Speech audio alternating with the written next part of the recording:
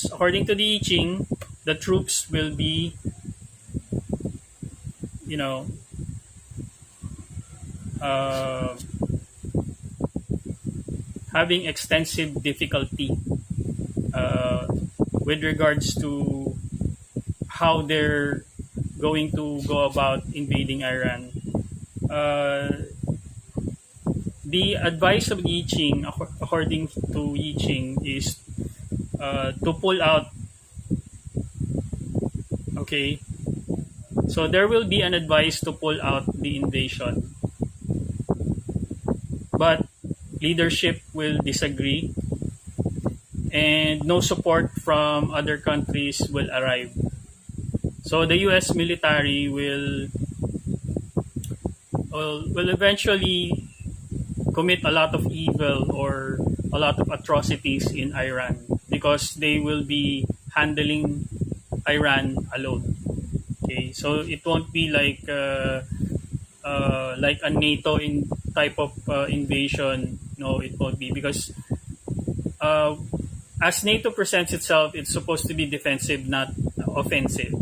While the U.S. stance, the U.S.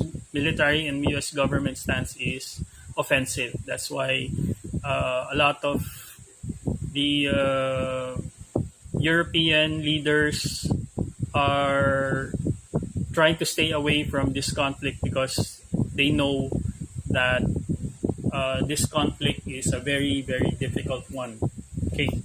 All right. On our next question, is the regime change the official objective of the United States? Yes, it is. Okay. The regime change is the objective of the United States, and they succeeded. Okay.